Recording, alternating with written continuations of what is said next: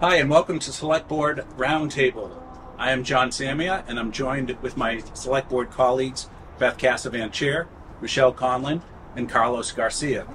And also today we have special guests, Laurel Rossiter, Director of Recreation. She joined Shrewsbury earlier this year. Before joining us, she most recently served as Assistant Director of Bellricka's Recreation Department. And also joining us, Lieutenant J. Palmetier of the Shrewsbury Police Department, who was recently promoted to Lieutenant.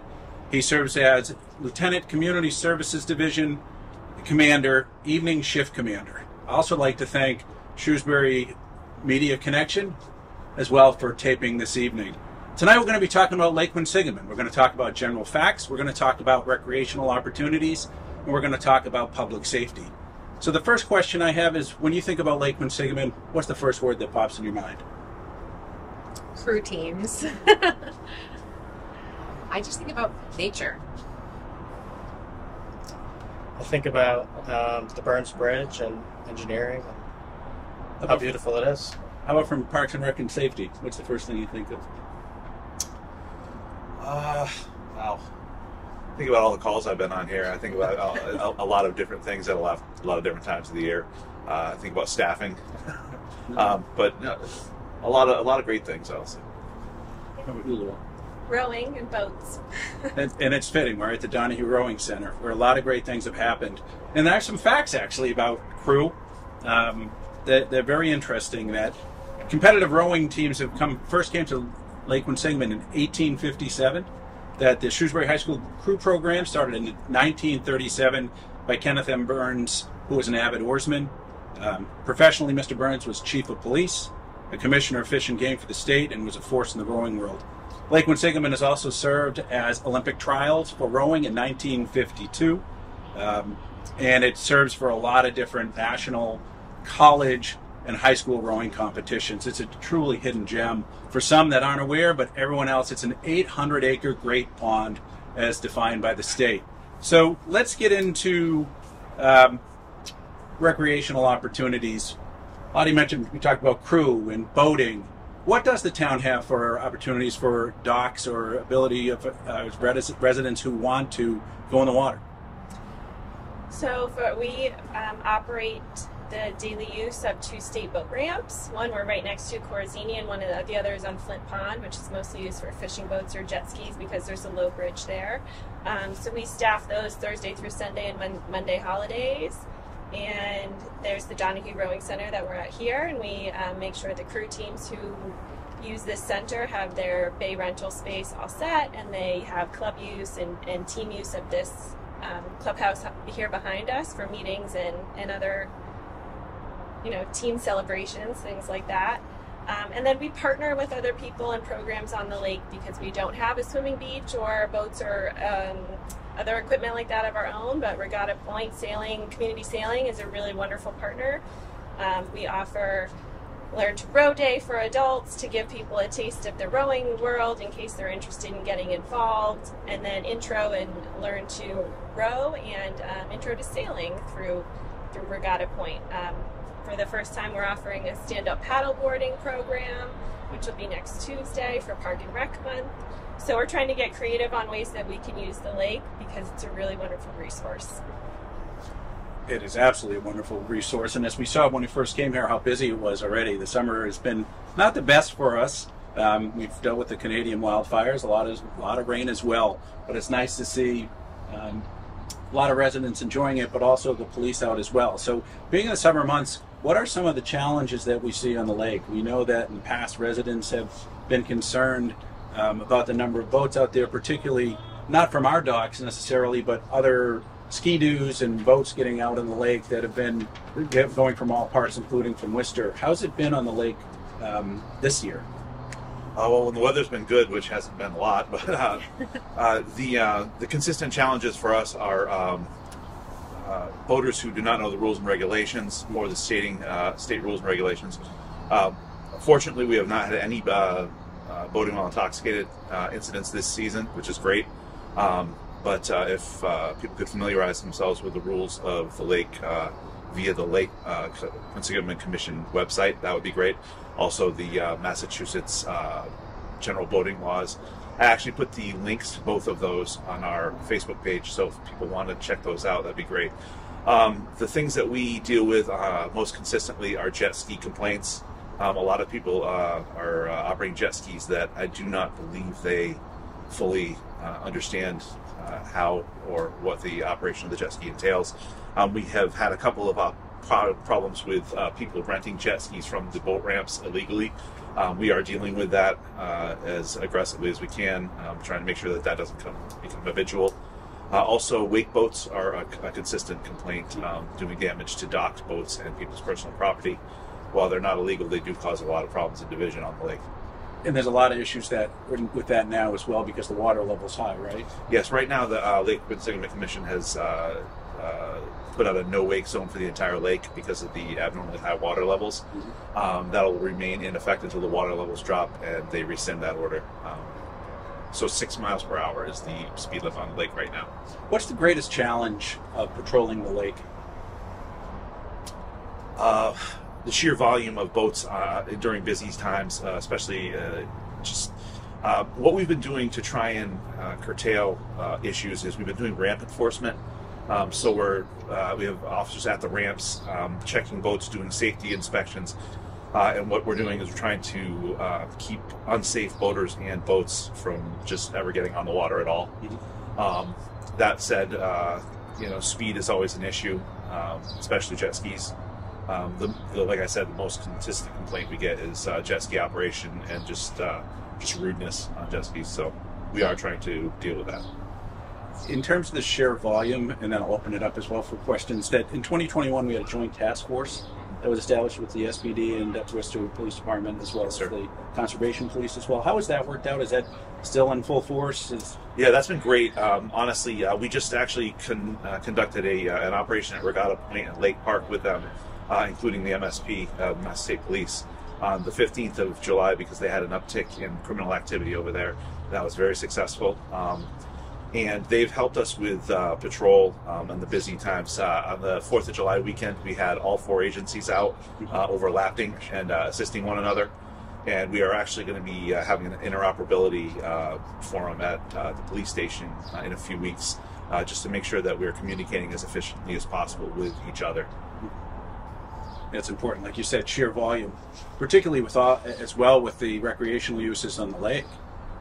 Whether it's cruise season and you see the lanes going all the way out there, particularly in the fall, but as well as a lot of people that may be inexperienced as well. Is that a challenge too?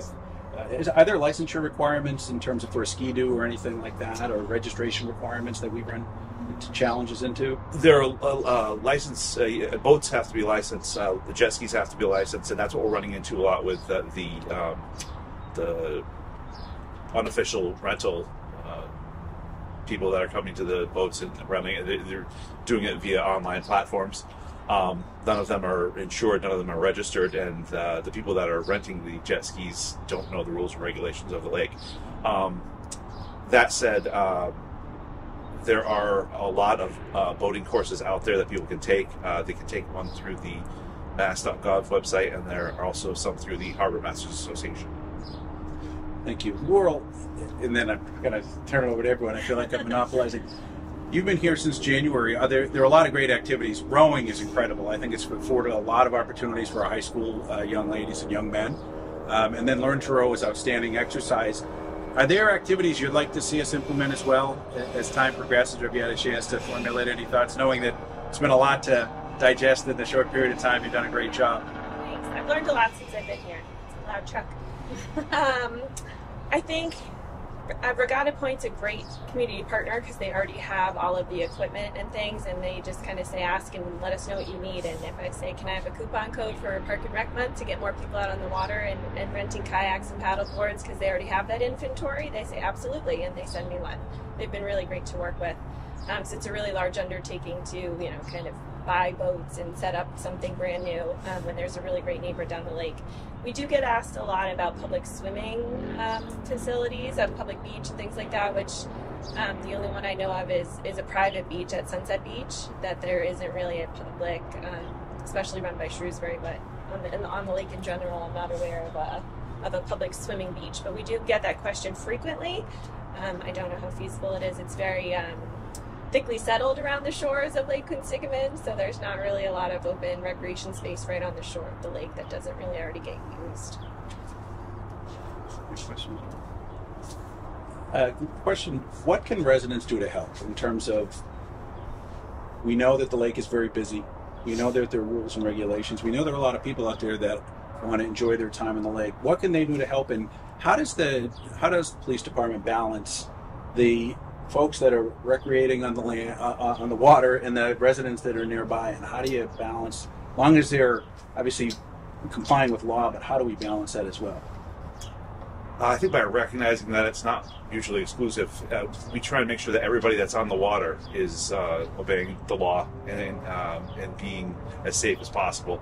Obviously, we try and be very attentive to the complaints and concerns of the citizens and the residents.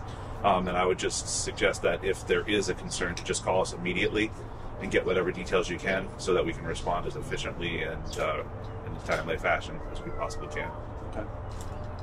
I'd encourage families to go out and check out the crew races when they happen. The Burns Bridge is a great spot to watch them. They fly right under you. It's about 30 seconds, but it's incredible to see them move. The way the teams just all work in unison is incredible. I was lucky enough, actually, with Beth, to attend a christening of one of the new boats that was donated by Barbara Donahue. And she and her husband built this rowing center, which is the largest, I think they said it was the largest rowing center in the United States. Is that correct? Yeah.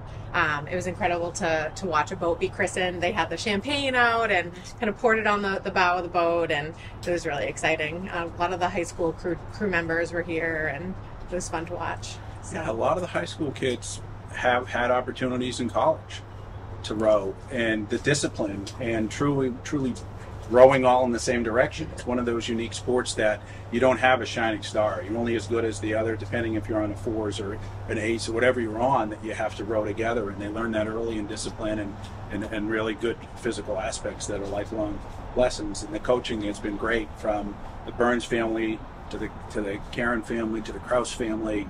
They were here for generations, really mentoring our young men and women, which a lot of them went into leadership positions, but that's just indicative of the great things that the Donahue family's done, but the great things that the lake has provided as well for our residents. That's so true. I'm so easily distracted by everything going on in the lake too right now. I have to say, there's like some birds over there that I was watching try to get fish, and then there's some boaters over here, and then across the way there's people like swimming or fishing or something. That sounds pretty great. But it's beautiful to see the different ways that people do enjoy this. We're very fortunate to have such a beautiful resource right here in Shrewsbury, and we talk so much about Dean Park, but for the people who live at the lake, this is their park. Yeah. And I think that, we talked about making sure that people who are visiting the lake and don't live here are respectful of the residents. And I know that a lot of the conversations that I have with residents on the lake revolve around that sort of, when it bumps up against, right, the friction that comes from people that are out here wanting to have a really good time and people that are like trying to live their lives on the lake. I just think that sometimes we don't think of it that way. It seems like more of a place to go and have a great time. But for year-rounders, right, this is their backyard. Exactly. Yeah. And just always being cognizant and respectful of the people who live here. Yeah. I think it's just an important message for the community at large to hear as well. Yeah. The impact too that using the lake has on our first responders with fire rescue, police responding to complaints and safety issues on the lake. We have with ARPA funding this past year, we bought a jet ski, right, for dealing with safety issues on the lake. The fire department has pontoon boat, and I think there's two different kinds of boats that the fire department has for fire rescue operations on the lake. So it's a lot happens here. So does the jet ski make it so you can get under the bridge and into Flint Pond? Is that it will? That's what we actually there were some shipping problems with it that were beyond our control, but we are going to have the jet ski delivered this week. We have to get it outfitted with lights and signage, but once we have it in the water, we already have the lift at the boathouse. it will afford us the ability to get into Flint Pond from the water. So that's a huge thing. And all the coves as well. Like, would you be able to access all the different coves? As long as you can draw enough water just to get the jet ski in there, yes. Mm-hmm. Yep. So it'll be a great tool for accessing places, especially for emergencies and things as well, but also for law enforcement. Yeah. Are there any limitations on? So we know that the ramps have time limitations in terms of when folks can use the ramps to go into the lake, but are there hour restrictions, or does it become any limitation past a certain hour, or 24/7? Obviously, when it gets dark, it becomes a little more challenging. You're not going to have a well-lit boat. There's going to be lights on it, but it's not going to be as blue. Are there any limitations on that, or boating can be 24/7? Well, as long as they have the proper safety equipment, but jet skis can only be out until sunset. Okay. Because jet skis are not outfitted with lights. So that's something that we are running into frequently, and we are trying to deal with it as well as possible. Boats can be out at night as long as they have proper lights and safety equipment. Mm-hmm.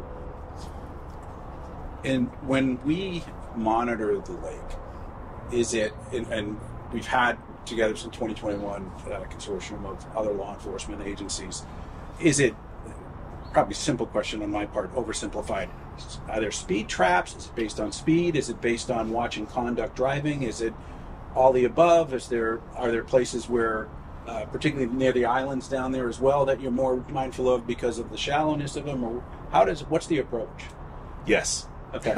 All of the above, but no, it's obviously multifaceted because there are so many people out there. One thing that's helped a lot is Worcester purchased a new boat, so they've been much more active in their patrol, and the environmental police have had more boats here this year, which has been very helpful. However, our concerns are first and foremost safety. Mm-hmm. So, to make sure that we patrol the lake park area where they can swim over there, and we don't really have to wonder where the issues are. The citizens, especially the year-round citizens, let us know very clearly where we need to be and where the greatest concerns are. And if a resident wants to get in contact, is it the emergency line, or is there a non-emergency line, or what's the encouraged mode of communication for residents to get in touch? If it's an emergency, obviously a safety concern, somebody drowning or anything like that, obviously 911. If it is, or a medical issue. If it is anything other than that, we'd encourage them to use the business line, which is available online or anywhere they can look at that. So, Beth, you had talked about fish, and we actually looked a little bit about that. And there was a record catch. It may have been beaten, but in April of 2012, a Shrewsbury crossbow hunter set the state record of a 46-pound, 5-ounce mirror carp in Lake Quinsigamond. But there are multiple fish species. We see people fishing all the time. But according to, take a look at the Mass Wildlife Surveys and the pages, how many different types of fish that there are. And the information about the lake, that the deepest part of the lake is 90 feet deep. And that blew my mind, honestly. I didn't realize it was that deep at certain points. Again, sometimes you take it for granted. I've lived here a good part of my life and have been on the lake a few times, but not as much as the folks tonight are enjoying it. But it's just such a great gem, whether it's rowing or boating, to get out there and enjoy nature. Yes. Or go fishing. Maybe someone's watching this and would like to take us all for a ride. I had a great friend. I've lived in town, 20 years, and I have only ever been on the lake once. I had some great friends invite my husband and I and our kids out on a sunset boat ride on last fall, and we went under the bridge and it was all lit up at night, which is absolutely stunning. I've driven over it a million times, but to actually go underneath it in a boat was incredible. It was so beautiful. And I know I see people fishing at Gouch Park all the time. What are places that can people launch kayaks and paddle boards at our boat ramps as well? Yeah. Or is it so not just motorboats at the boat Yes. ramps, but So the daily use fee is per watercraft, which is set in conjunction with the state, and the money goes back into maintaining the daily use of the ramp and fixing any maintenance issues that come up and arise that are kind of in-house doable. Anything larger than that, we work with them on. But it is that daily use fee is per watercraft, or you can buy a season pass through the rec department if you're a frequent user. that's great. Are there trails around the lake at all to walk around? I know it's like we can't have a boardwalk either, but are there some areas at all that are public that if someone wants to walk along a bit? I know most of it's probably privately owned, but are there any other public parks that we're So there's a really nice walking trail around Jordan Pond. I don't know of any around Lake Quinsignment that I can speak to. The only ones that I'm aware of are at Lake Park in Worcester, which is beautiful. It's a lovely place, and there is sort of a sandier beach area that you can access. I don't know if people swim there. I've never been there for that type of activity, but it's they have some great trails to walk around there. It's not in Shrewsbury, but it's our neighbor, not too far. Oak Island. So. At the Flint Pond boat ramp, there is a trail that goes around by the water there. It's not really long, but it's nice. It's a nice walk. When you bring up Oak Island, I've talked to a lot of residents who live on the lake who have a lot of safety concerns with the use of Oak Island. How's that been this year? And what actually is the intended use of Oak Island for people who are watching? Well, that is a matter of some dispute. We have a soundtrack. Another, yes. Living their best life out there. Wonderful. It's our new select board song. So regarding the concerns, we have been dealing with a lot of people who have been having open fires there, congregating in numbers that are unacceptable. Again, jet ski issues, things of that nature. We have had to eject large numbers of people several times this year. We're trying to patrol it a little more carefully, just to keep it from happening and keep people from congregating there. And I am not certain that there is a specifically designated purpose for Oak Island per se. I know that Peter Collins was talking about that at one of the Lake Quinsignment Commission meetings I was at. Yeah. That perhaps we need to articulate that more or shape it more. But to my knowledge, there is not a specifically designated legal purpose or anything for that. I have gone there and fished myself with my children at times in the years, and it was great. But it does tend to attract a lot of people, and I've noticed that the people that congregate there are not from Shrewsbury ever. So we're trying to deal with that as well. So it's not for fires, and it is not for jet skis. You cannot have fires there, and you cannot beach a jet ski there. No. It's good to know. And nor alcohol and all. And no open containers of alcohol, nothing like that. You know, you look at Lake Quinsignment here and you think about the old property, the old Eastside Mario's, and what a gem that would be. Boats could go up there and folks could dine overlooking the water as well. The most recent Puka de Pepe, is that? Yes, Yeah. I say that, but they You're disappeared so using- quickly. Yeah. I remember you said none of those. Yeah. And then it originally started as McWhale's, but it would be a great opportunity for not only residents to be able to take their boat up several months of the year, not all of them, but residents enjoy the beauty of the lake. Yeah. People ask a lot about that and why the town isn't doing something about it, but I mean, I think it's worth noting that State Representative Hannah Kane has been in touch with the owners, the property owners. I actually think it's the Jan companies. I think they also are owners of Planet Hollywood, and they just don't seem to have any interest in leasing it or selling it, and so there it sits, unfortunately. It's too bad. It's such a beautiful piece of property. Mhm. Yeah, it really is. One other question for safety equipment. When you're on a boat or a jet ski, what's required for safety equipment for anyone interested? Does everyone have to is there a certain age requirement, like preserver, on motorized equipment as well, like preserver? What are the requirements for that? Well, I'm going to articulate it, or I'm going to read it right from the law, because I don't want to misstate it. If that's all right with you. No, please do. No, it's for safety. As we look at many people about to Watching a whole lot of people whole get on family get on a boat. So safety equipment, life preservers, fire extinguishers, signaling devices, visual distress signals, and navigation lights. That's for boats. And then anybody who is on a jet ski has to have a flotation device on, regardless of age or any other condition. And that's important. Looking at capacity, right? Because I'm watching like the clown car boats over there as they're unloading several people. And I think sometimes people need to be mindful of the capacity. Also, I've heard from residents, too many people on a jet ski, too many people on a boat. Oh yeah, no, that's overloading is one of the most common issues we run into on the lake, and it's a hard thing because you don't want to tell them that they have to leave the kids or cram back at the house, but Right. unfortunately, it does lead to a host of other issues. Right, need a bigger boat. Great. Anything else? It was just an absolutely beautiful evening tonight. Yeah. And We got Lovely lucky out here considering it's been not so nice lately. Yeah. Um, It's been a rough summer. we could have been sitting out here in the rain instead of. But we had planned B in the building, but the weather cooperated with us today, so we're fortunate. Okay, well, great. Well, we appreciate you joining us for Select Board Roundtable in July, being with us for the past half an hour, enjoying the beauty of Lake Quinsigamon, and check it out either through Parks and Recreation, or if you have any concerns or issues, reach out to the Shrewsbury Police Department. They're very responsive and done a great job keeping all of our residents safe. So thanks for joining us, and we'll see you next month.